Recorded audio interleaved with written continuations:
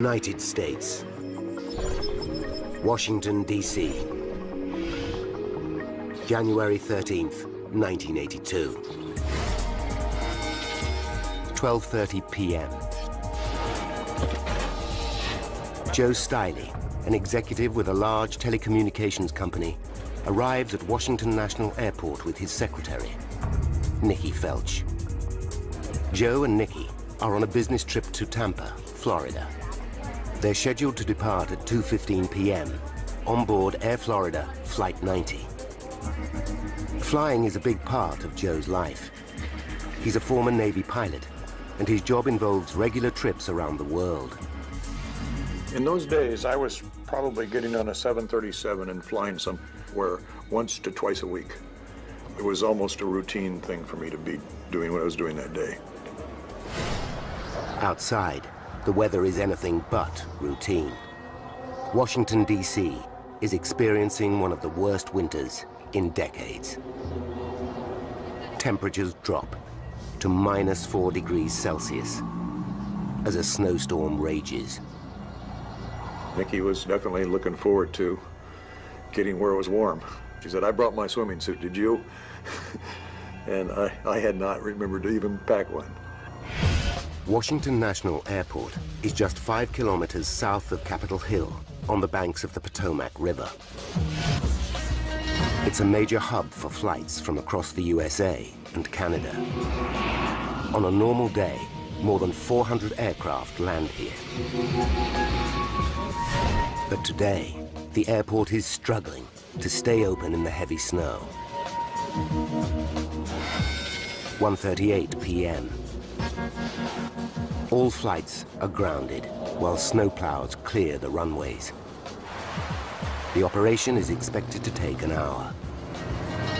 We regret to inform you that due to the adverse weather conditions, all flights will be grounded for at least an hour while snowplows clear the runways. At Gate 12, Air Florida Flight 90, a Boeing 737, is held up by the delay.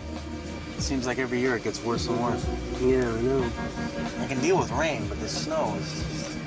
Captain Larry Wheaton is 34. He's a family man with 2 children. Roger Pettit, his first officer, is just 31. He's a former U.S. Air Force fighter pilot with an excellent record. But both men have less than 3 years' experience flying 737s. At 2 p.m., Flight 90 begins boarding, 20 minutes late. On the 2-hour flight to Tampa, the aircraft will be just over half full. There are 71 adult passengers and 3 young children. Many are helped aboard by 22-year-old flight attendant Kelly Duncan. For her, the job is a dream come true. I loved my life as a flight attendant. Whenever I went anywhere in my uniform, people would always comment about it, and it was something that I was very proud of doing and something that I really enjoyed doing. Near Joe and Nikki are Priscilla Tirado, her 2-month-old son Jason, and her husband Jose. They're relocating to Florida, where Jose has found a job in the construction industry. 2:20 p.m. Captain Wheaton expects the airport to reopen soon. He orders the ground crew to de-ice the 737. Okay, guys, you can get started. It's a routine procedure to remove snow and ice from the aircraft before takeoff. But a string of further delays keeps Flight 90 at Gate 12 for another hour. Clearing the runways takes longer than expected. And then there's a backlog of flights. There's nothing anyone on board can do but wait. Outside, the snowstorm continues. I could see snow accumulating on the aircraft and all around the aircraft. It snowed the entire time we were there.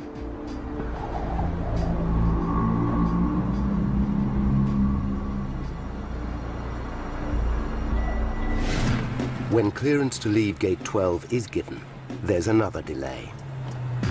Ice on the tarmac makes it difficult to move the 737. We're too heavy for this ice. Captain Wheaton decides to help out with a blast of reverse thrust from his engines. Guys, I'm gonna put a little reverse on it. Are you sure?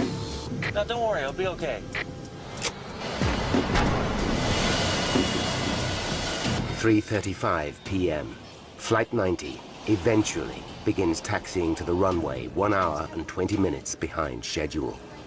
It's a relief for flight attendant Kelly Duncan. When we were finally moving away from the jetway, it was wonderful because I felt like we are finally on our way. Wheaton and Pettit go through their after-start checklist. Anti-ice? APU, running. Flight 90 then falls in behind other aircraft queuing for takeoff. 2 window exits at the center of the cabin, and 2 doors at the front. Boy, this is bad. Probably the worst snow I've ever seen. Seatbelts are released as shown. Both pilots can see snow on their wings. Pettit is concerned. You know, it's been a while since we've been de-iced. 3:59 p.m. Flight 90 is cleared for takeoff. Position and hold. Flight attendants, please take your seats. At the rear of the passenger cabin, Kelly Duncan straps herself in. Joe Stiley, Nikki Felch, and Priscilla Tirado are just a few meters away. 3:59 p.m. and 45 seconds. Throttles. The 737 finally begins to roll down the runway. Seconds later, thrust readings jump past the target level for takeoff. Oh, God, look at that. That don't look right, does it? Pettit responds by easing the throttles a touch. Yes, it is. There's 80. But now, it's taking longer than usual to reach takeoff speed of 144 knots. That's not right. And there are strange readings on the flight deck. 120. Joe Stiley is worried. We were nowhere near the normal speeds that I was used to feeling every week in a 737. Going down that runway was like riding in a backcountry road full of potholes. Flight 90 eventually hits takeoff speed Easy. and leaves the ground. Me too. Suddenly, the nose pitches up sharply, and the aircraft starts to shake. In the cockpit, alarms warn the pilots that Flight 90 is about to stall. They have seconds to act, or the 46-ton aircraft and the 79 people on board will fall out of the sky. Flight 90's high nose position is creating so much drag that the aircraft is losing speed fast. Easy, all we need is 500. If the 737 slows down too much, it will stall and then simply drop. Captain Wheaton orders First Officer Pettit to lower the nose by pushing the control column forward. Forward, forward. But he can't drop the nose too far, or the plane will stop climbing. Come on, she's barely flying. As the shaking intensifies, former pilot Joe Stiley fears the worst. I remember vividly saying, how the hell do I get out of this airplane now? And knowing that it was too late, I was already kissing my rear end goodbye. 12 seconds after liftoff, Flight 90 has traveled 1 kilometer. 500 meters ahead, the heavy snow has created a traffic jam on the 14th Street Bridge over the Potomac River. Construction worker Marion Grant Jr. is on the northbound span. His truck has hardly moved for 15 minutes. Traffic wasn't moving at all. Like we'll sit still maybe 3 minutes and we go 5 feet and 5 feet. 4 p.m. and 53 seconds. At an altitude of just 352 feet, Flight 90 suddenly stops climbing and begins to drop. Captain Wheaton jams the throttles forward for maximum thrust. But it's too late. Commuters on the 14th Street Bridge hear the scream of jet engines. We're falling. Larry, we're going down. I know it!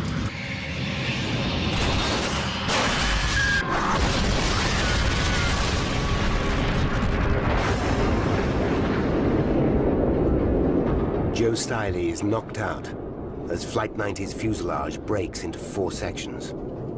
I remember the sensation of blacking out, and I remember saying to myself, God help me.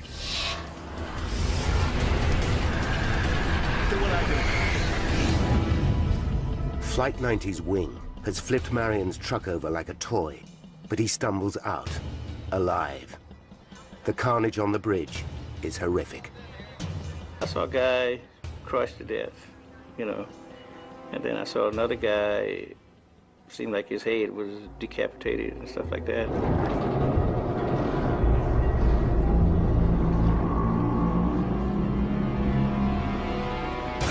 Joe Stiley regains consciousness. His bones are broken in 67 places, but now he has just seconds to cheat death again. The water was just rising into my nose and coming up fairly quickly. It seemed like forever to get my legs loose because the seats had collapsed. And then I reached over to try to help Nikki get free. And as I get to the rear of the airplane, I know that I'm free because I can suddenly see just a glimmer of light in the water. And then I knew I was free of the aircraft and started up.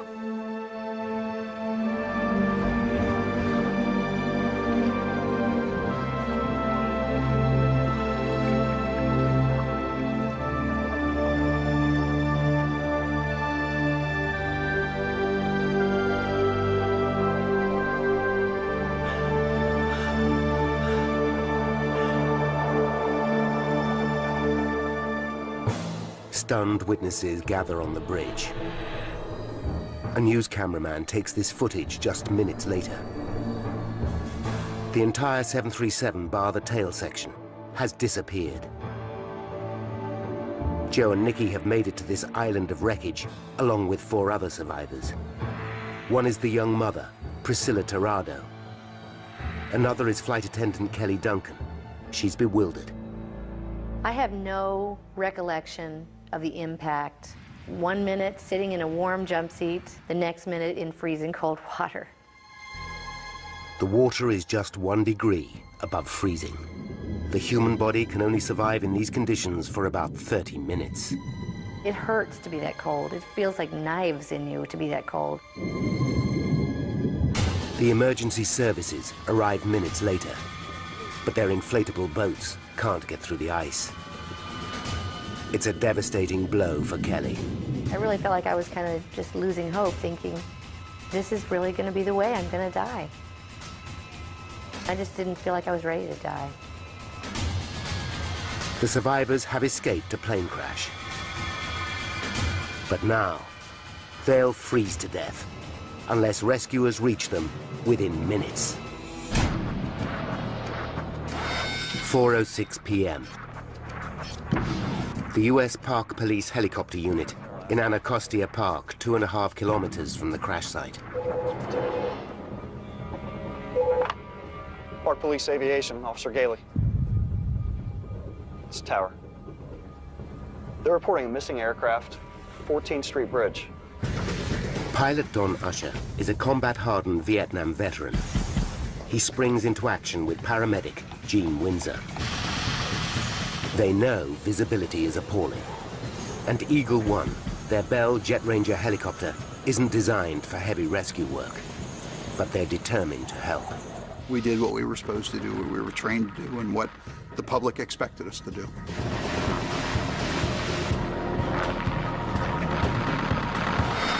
"4:10 p.m. 28-year-old Lenny Skutnik arrives at the crash scene. Lenny spotted the commotion while driving home from his office job in the center of Washington. He's unnerved by what he finds. When we got down on the riverbank, it was kind of an eerie feeling. It was snowing, and you know that quiet when it snows, and someone screaming for help out in the river. Made your hair stand up in the back of your head.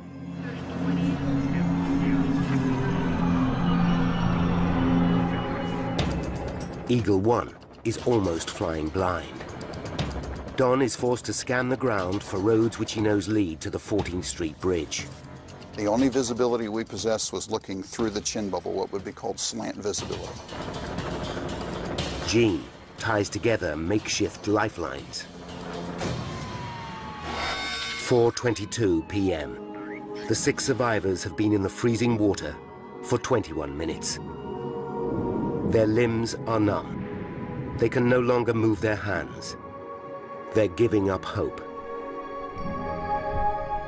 And then they hear Eagle One approaching. I suddenly felt the whomp, whomp of a helicopter.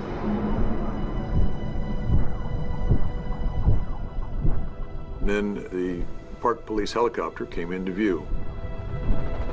The relief I felt at that point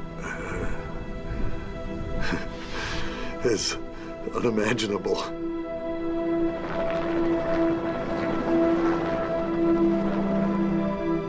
I have never heard such a beautiful thing as the day that I heard that helicopter. Don spots the survivors clinging to the tail section of Flight 90.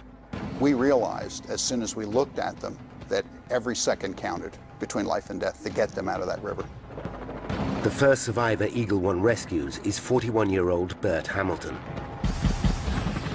Gene then throws one of his improvised lifelines to flight attendant Kelly Duncan. I just remember looking up into the sky and just seeing a rope hanging down from it.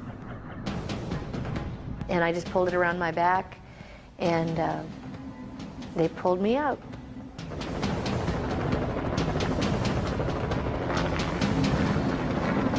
Don and Gene now try to speed up the rescue by dropping 2 ropes. Joe Stiley grabs one of them and wraps an arm around Priscilla Tirado, the young mother. Nikki Felch, Joe's secretary, grabs the other rope. But to Joe's horror, she's too badly injured to hold on.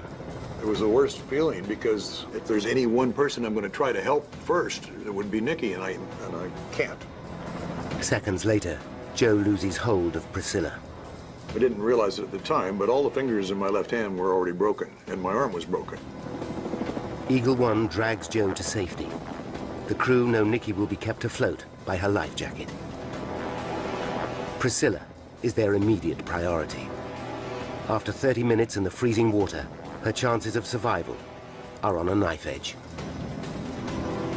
Lenny Skutnik is horrified as he watches from the shoreline.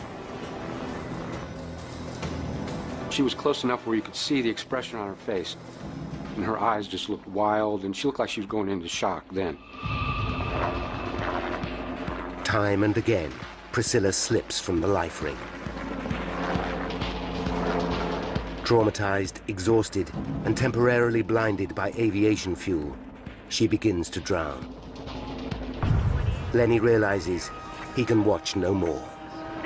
It was just too much to take. I absolutely thought she was going to die if I didn't go in and get her.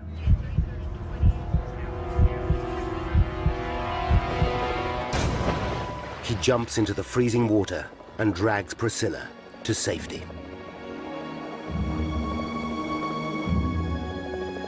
I believe it's a human instinct. I didn't weigh it or think about it, I just did it.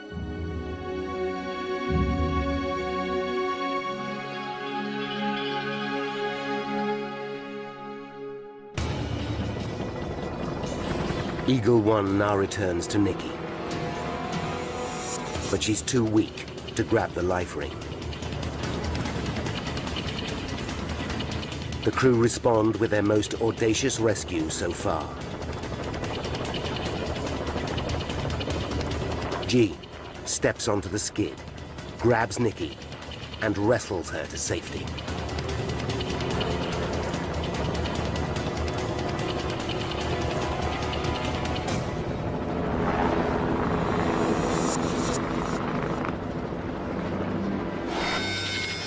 "4:35 p.m. The rescue is over. The 6th person clinging to the wreckage, whose hand is seen here, has disappeared. He's later identified as Arland Williams, a 46-year-old bank examiner. 74 passengers and crew on board the 737 are dead, including Priscilla Tirado's baby son and husband. 4 more people die on the bridge, bringing the death toll to 78. 5 people survive the tragedy, but only just. I had a skull fracture. My nose was broken, my cheeks were broken, my jaw was broken. All my fingers and thumb on my left hand were broken. My right leg was fractured. My left leg was shattered. Both feet were broken. Other than that, I was fine. Oh, and I had a hypothermia. News of the disaster is broadcast around the world. Some of the victims died on impact, most drowned in the icy waters of the Potomac River. There's one question on everyone's lips.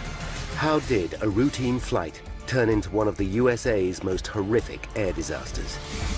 Now, by going deep into the investigation, we can reveal the chain of events that led to the crash of Air Florida Flight 90.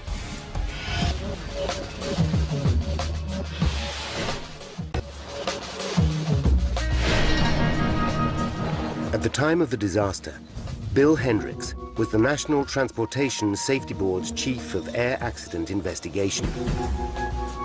He's a former US Navy pilot with more than 20 years' experience as an air crash investigator. January 13th, 1982. News of the disaster reaches Hendricks just after 4 p.m. Hi, Bill Hendricks. It's one of the most important calls of his career. I knew there'd be a lot of pressure on this investigation. It's here in Washington, D.C. A lot of congressional interest, a lot of media interest. It's the capital of the United States. I'll get back to you. Hendricks rushes to his second-in-command, Rudy Kapustin, who will run the investigation on a day-to-day basis. They immediately call the GO Team, a squad of NTSB experts on 24-hour standby to deal with a major air crash. The investigators reach the 14th Street Bridge later that evening. The crushed cars tell them Flight 90 came down steeply. It hit onto the 4 or 5 vehicles and flattened them out like a pancake up down to their rims before it plunged into the water. This is all they know for sure. The question is, what triggered the disaster? There are many possibilities, from catastrophic mechanical failure to pilot error, even sabotage. But the snowstorm is the most obvious suspect. It was just a gut feeling that somehow this weather had something to do with it. But Hendricks knows this cannot be the whole story. Dozens of other aircraft took off from the same airport on the same day without a hitch. Whatever happened to Flight 90 must have been unique. It's a mystery, and solving it is going to be tough.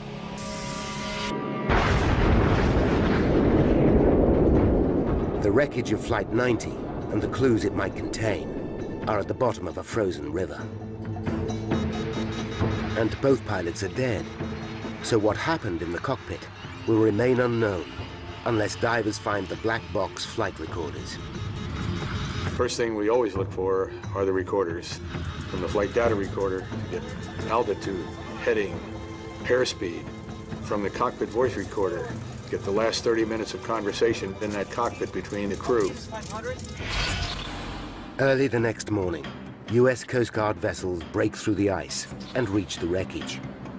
They join forces with the Army and Navy to launch a massive salvage operation spearheaded by a team of 82 divers. Hendricks and his team set up headquarters for the investigation in a conference room at the nearby Marriott Hotel. While the divers concentrate on recovering bodies, the investigators begin interviewing more than 200 witnesses. As an investigator, we're trained never to guess. That hunches are good, but you got to back them up with facts. The team begins by questioning the ground crew who de-iced Flight 90 at Washington National Airport. Any faults in their work could have left snow and ice clinging to the aircraft, with grave consequences. The lift an aircraft needs to fly is created by a smooth flow of air over the wings. A layer of ice or frozen snow creates a disruption which can reduce lift and increase drag dramatically. Experts call the problem contamination. The ground crew insist Flight 90 was fully de-iced before it taxied to the runway. But the investigators probe deeper and uncover an intriguing fact. The operator who de-iced the right side of the aircraft mistakenly thought the air temperature was -2 degrees Celsius. In reality, it was -4. As a result, he sprayed less than the recommended amount of de-icing agent onto this side of the aircraft. The investigators feel on the verge of a breakthrough. They decide to examine the de-icing process in even more detail. We're looking at the entire de-icing process. What was the mixture of the de-icing fluids? How was it dispensed? They test the de-icing solution used on Flight 90 and uncover something even more disturbing. The fluid contains half as much of the de-icing agent, glycol, than expected. So the de-icing spray was somehow weaker than the operator's control panel indicated. How could this happen?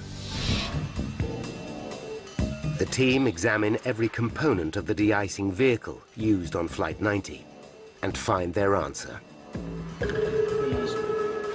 A specially calibrated valve in the glycol delivery hose had been replaced with an unmodified valve. The result? A reduced flow of glycol to the nozzle. So it wasn't just the right side of the 737 which didn't get enough glycol. It was the whole aircraft. It was not a very thorough de-icing job that was done on that airplane. It was not that good. It was marginal at best. But the investigators know this is far from conclusive proof that Flight 90 was contaminated with snow and ice when it took off. Ground crew used the same de-icing unit on other aircraft without incident. So although substandard, it may still have done an adequate job. If Hendricks' hunch is to hold up, he needs better evidence. What his team discover next shocks them all. Okay, guys, I'm gonna put a little reverse on this. Captain Wheaton used reverse thrust during pushback from Gate 12. Thrust reversers are normally used as a braking system when an aircraft lands. Are you sure? They should never be used before takeoff in wintry conditions for one simple reason. The reversers redirect the jet of hot air leaving the back of the engines towards the front of the aircraft. This can shoot a cloud of slush onto the wing and into the engine inlets. In sub-zero temperatures, the slush can refreeze within minutes. The use of reverse thrust is further evidence snow or ice could have caused the disaster. It was very poor pilot judgment to do it. Not a good idea. Then Hendricks gets another break. A member of his team tracks down an extraordinary photograph. It's a snapshot of Flight 90 taken by a passenger in another plane at approximately 3:20 p.m., just 10 minutes after de-icing finished. The image is grainy, but it shows fresh snow is already on the aircraft.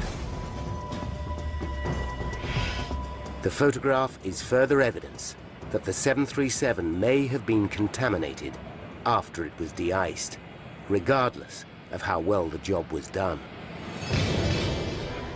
By day 4 of the investigation, most of the bodies have been recovered. The focus of the salvage operation can now move to the wreckage. The parts are taken to a hangar at Washington National Airport for detailed examination, but they yield no clues. And the two crucial black box flight recorders are still missing. Finding them is a daunting task. Divers are equipped with an acoustic homing device. But the tangled wreckage is spread over an area of dark, freezing water the size of a football pitch. The media is hungry for answers. But NTSB spokesman Francis McAdams still can't announce any breakthroughs. As I told you before, I have no idea until we get all of the evidence. The investigators turn to the one card they haven't yet played: the survivors. Survivors are in the airplane. They hear sounds, they feel bumps and grinds and hear noises. They supply an awful lot of information. Joe Stiley describes how Flight 90 shook violently before it crashed. His words confirm the investigators' suspicions. They know this could be the result of ice and snow, disrupting airflow over the wings. But then, Joe reveals that the 737 seemed slow and sluggish during its takeoff run. Why could this be? Other aircraft didn't have this problem, despite the snowy conditions. Hendricks and his team are mystified. Then, 7 days after the crash, a diver picks up a faint signal. He follows it through the icy water until he can just make out a tangled mass of wreckage. He carefully pulls away twisted pieces of razor-sharp metal and hits the jackpot. In his torch beam, he spots one of the flight data recorders, then the other. It's the moment everyone involved in the investigation has been praying for. After the recovery, Sechrist lifted one recorder over his head in victory. A big moment for the salvage team after a week of frustration.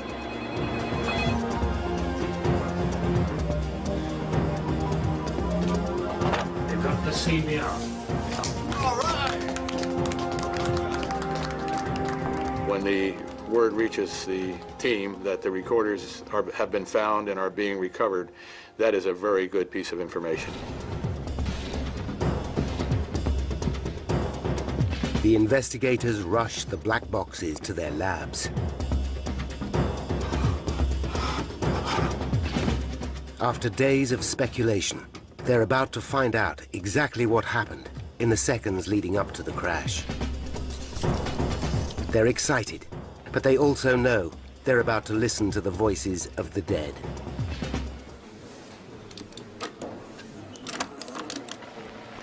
Boy, this is bad. Probably the worst snow I've ever seen. You know, it's been a while since we've been de-iced. The team are stunned when they realize both pilots can see snow on their wings, yet they don't turn back for more de-icing. I mean, this one's got about a quarter to half an inch of snow on it all the way down. I got a little on mine. I was amazed, perplexed, wonderment, if you will, that under the regulations, the federal air regulations, you're not allowed to take off with snow or ice or frost adhering to your wings. Could this be why Flight 90's nose shot up just seconds after takeoff? As the investigators know, the Boeing 737 tends to pitch up sharply if the wings are contaminated with ice or snow. But just when the evidence seems to be mounting, they realize something just doesn't add up. They're perplexed by First Officer Pettit's comments about his instrument readings. My God, look at that. Doesn't look right, does it? To try and find out what was worrying him, they study the flight data recorder. Immediately, another mystery rears its head. They discover that survivor Joe Stiley was right. The 737 took 45 seconds to reach takeoff speed, 15 seconds longer than normal. If the aircraft was contaminated by ice and snow, this might slow takeoff slightly, but not for an entire 15 seconds. The team realized something else was wrong with the 737, and they don't know what it is. They could be back to square one.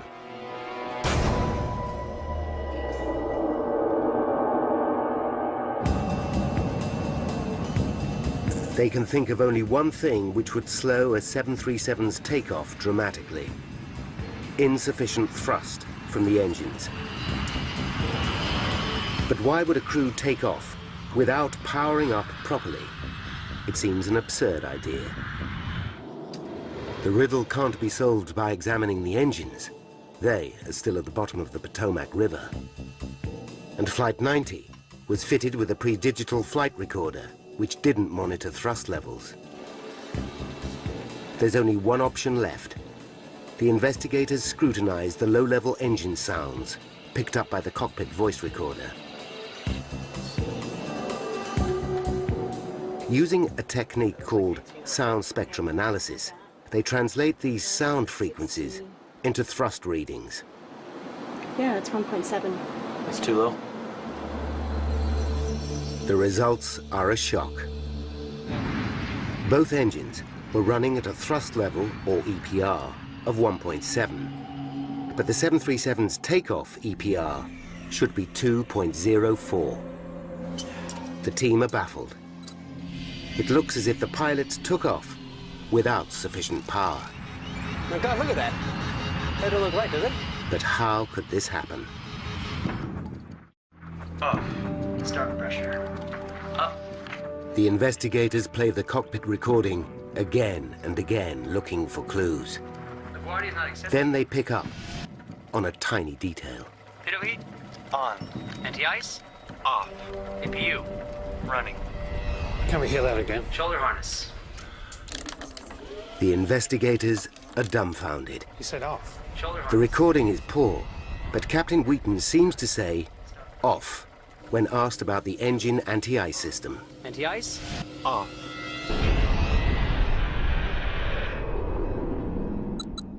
Hendricks realizes one small word could unlock the mystery behind the disaster.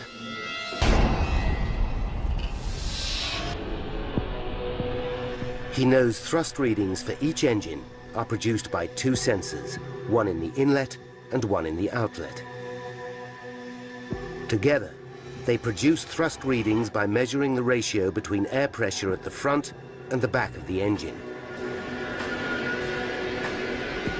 But if the engine anti-ice system is off, snow and slush could freeze up the inlet sensors. On some other 737s, this has caused the sensors to send pilots faulty thrust readings, readings higher than the actual thrust produced by the engines. If this happened to Flight 90, the crew could, unwittingly, have taken off with insufficient thrust. This could be the final piece of the jigsaw. But Hendricks needs to prove it. He asks Boeing to carry out tests, confirming the effect of inlet sensors blocked by ice or snow. The results are dramatic. The engine quickly creates an EPR reading of 2.04. But in reality, it's running at an EPR of 1.7, exactly the same weaker thrust level revealed by the sound spectrum analysis of Flight 90's engines. This could explain First Officer Pettit's confusion. No, that's not right. Maybe it is. His EPR dial says 2.04, but his throttle position and his readings for exhaust heat and fuel flow reflect the lower EPR of 1.7. I don't know. But how could the pilots make the appalling error of forgetting to turn on their engine anti-ice system? And why didn't they abort takeoff when they realized something was wrong? Once the roll started with these observations by the first officer, that takeoff should have been rejected. The investigators study the pilots' records and discover that neither had much flying experience in winter conditions. But they also reveal something even more disturbing. Over the last 2 years, Captain Wheaton has had to retake 2 routine proficiency tests after receiving poor scores. His weak areas included adherence to regulations, checklist usage, and knowledge of aircraft systems. The revelation adds weight to the theory that pilot error played a key role in the disaster. But there are still two major pieces of evidence missing: Flight 90's engines. Without examining them, the team can't prove beyond doubt that the anti-ice system was off, or that the crash wasn't caused by an engine failure. Then, salvage squads lift the battered engines from the river. 13 days after the disaster, they're rushed to manufacturers Pratt & Whitney for examination. Technicians strip the engines down and painstakingly search for any sign of a mechanical problem. But they find nothing.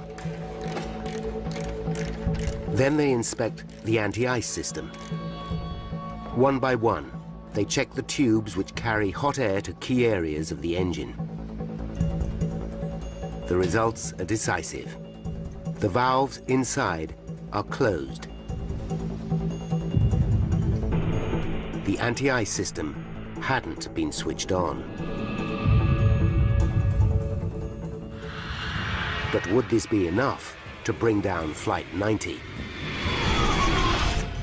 To find out, the team carries out tests in Boeing's state-of-the-art 737 flight simulator. To their surprise, reduced thrust of 1.7 EPR is just enough to keep the aircraft flying. But then, when they factor in the problems created by ice or snow contamination, they make the breakthrough they've worked so hard to reach. January 13th, 1982. A series of factors combine to encourage snow and ice to build up on Flight 90. The aircraft is sprayed with half the recommended amount of de-icing agent. Further delays allow more snow to gather on the 737. And the use of reverse thrust may have sprayed slush onto the wings and critical thrust sensors. 23 minutes to disaster. Electrical. Wheaton and Pettit leave their engine anti-ice system off. As a result, thrust sensors in both engines freeze up, causing them to send misleadingly high readings to the cockpit. 14 minutes to disaster. The pilots notice a thick layer of snow on both wings. I mean, this one's got about 1/4 to 1/2 inch of snow on it all the way down. But contrary to regulations, they don't turn back for more de-icing. 1 minute and 3 seconds to disaster. Pettit is confused by unusual readings on the flight deck. Look at that. That don't look right, does it? But his captain does not abort takeoff. 24 seconds to disaster. Flight 90 takes off with dials indicating thrust of 2.04 EPR. But because critical thrust sensors are frozen, the real thrust is only 1.7 EPR. At the same time, ice and snow clinging to the wings disrupt airflow dramatically, reducing lift. This changes the aerodynamics of the 737, causing the nose to pitch up sharply. The resulting drag reduces speed, which in turn reduces lift even further. 8 seconds to disaster. The loss of lift reaches a critical point. At an altitude of just 352 feet, the 46-ton aircraft stalls and falls out of the sky. We're going down. I know it! 4:01 p.m. Flight 90 hits the 14th Street Bridge.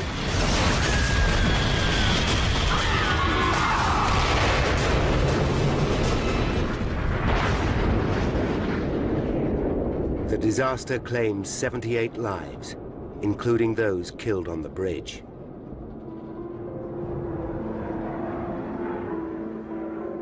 After his recovery, survivor Joe Stiley left his executive job to work for himself.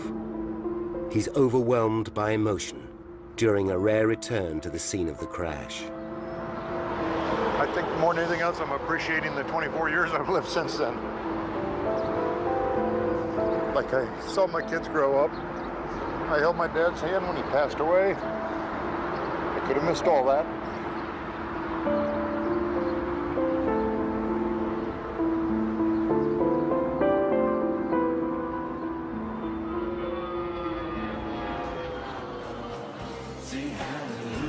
For flight attendant Kelly Duncan, the disaster was a turning point. My prayers were answered when I heard that helicopter come. And instead of running away from God, I all of a sudden started wanting to run to God. She quit her job as a flight attendant and is now a teacher at a Baptist school in Miami. Following the disaster, aviation authorities issue a series of directives to radically improve all aircraft de-icing procedures. They include measures to make sure thrust sensors don't become blocked by ice. The changes make flying safer for every aircraft that takes off in winter. They're relocating to Florida, where Jose has found a job in the construction industry. 2:20 p.m. Captain Wheaton expects the airport to reopen soon. He orders the ground crew to de-ice the 737. Okay, guys, you can get started. It's a routine procedure to remove snow and ice from the aircraft before takeoff. But a string of further delays keeps Flight 90 at Gate 12 for another hour.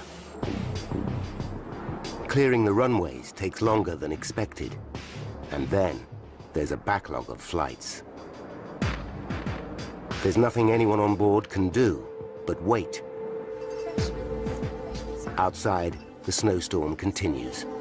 I could see snow accumulating on the aircraft and all around the aircraft. But it snowed the entire time we were there.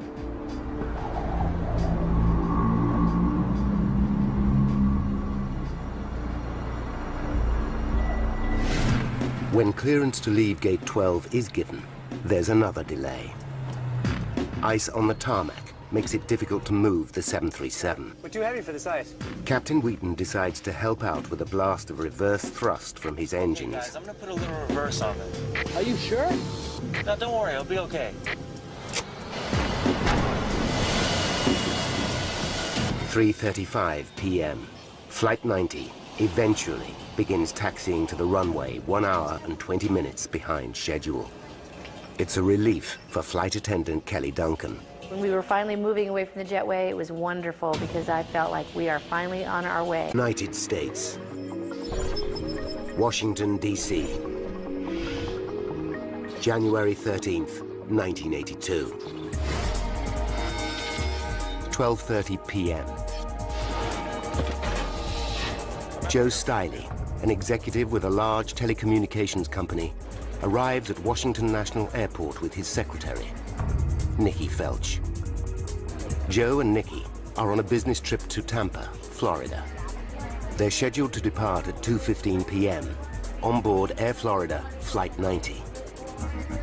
Flying is a big part of Joe's life. He's a former Navy pilot, and his job involves regular trips around the world. In those days, I was probably getting on a 737 and flying somewhere once to twice a week. It was almost a routine thing for me to be doing what I was doing that day. Outside, the weather is anything but routine. Washington, D.C. is experiencing one of the worst winters in decades. Temperatures drop to -4 degrees Celsius as a snowstorm rages. Nikki was definitely looking forward to getting where it was warm. She said, "I brought my swimming suit, did you?" And I had not remembered to even pack one. Washington National Airport is just 5 kilometers south of Capitol Hill on the banks of the Potomac River. It's a major hub for flights from across the USA and Canada. On a normal day, more than 400 aircraft land here. But today, the airport is struggling. Road full of potholes. Flight 90 eventually hits takeoff speed. Easy. And leaves the ground. Me too. Suddenly, the nose pitches up sharply, and the aircraft starts to shake. In the cockpit, alarms warn the pilots that Flight 90 is about to stall. They have seconds to act, or the 46-ton aircraft and the 79 people on board will fall out of the sky. Flight 90's high nose position is creating so much drag that the aircraft is losing speed fast. Easy, all we need is 500. If the 737 slows down too much, it will stall and then simply drop. Captain Wheaton orders First Officer Pettit to lower the nose by pushing the control column forward. Forward, forward. But he can't drop the nose too far, or the plane will stop climbing. Come on, just barely climb. As the shaking intensifies, former pilot Joe Stiley fears the worst. I remember vividly saying, how the hell do I get out of this airplane now? And knowing that it was too late, I was already kissing my rear end goodbye. 12 seconds after liftoff, Flight 90 has traveled 1 kilometer. 500 meters ahead, the heavy snow has created a traffic jam on the 14th Street Bridge over the Potomac River. Construction worker Marion Grant Jr. is on the northbound span. His truck has hardly moved for 15 minutes. Traffic wasn't moving at all. Like we were sit still. Wheaton and Pettit go through their after-start checklist. Anti-ice? Off. APU. Running. Flight 90 then falls in behind other aircraft queuing for takeoff. 2 window exits at the center of the cabin, and 2 doors at the front. Boy, this is bad. Probably the worst snow I've ever seen. Seatbelts are released as shown. Both pilots can see snow on their wings. Pettit is concerned. You know, it's been a while since we've been de-iced. 3:59 p.m. Flight 90 is cleared for takeoff. Position and hold. Flight attendants, please take your seats. At the rear of the passenger cabin, Kelly Duncan straps herself in. Joe Stiley, Nikki Felch, and Priscilla Tirado are just a few meters away. 3:59 p.m. and 45 seconds. Throttles. The 737 finally begins to roll down the runway. Seconds later, thrust readings jump past the target level for takeoff. Oh, God, look at that. That don't look right, does it? Pettit responds by easing the throttles a touch. Yes, it is. There's 80. But now, it's taking longer than usual to reach takeoff speed of 144 knots. That's not right. And there are strange readings on the flight deck. 120. Joe Stiley is worried. We were nowhere near the normal speeds that I was used to feeling every week in a 737. Going down that runway was like riding in a backcountry. To stay open in the heavy snow. 1:38 p.m. All flights are grounded while snowplows clear the runways. The operation is expected to take an hour. We regret to inform you that due to the adverse weather conditions, all flights will be grounded for at least an hour while snowplows clear the runways. At Gate 12, Air Florida Flight 90, a Boeing 737, is held up by the delay. It seems like every year it gets worse and worse. Yeah, I know. I can deal with rain, but this snow is...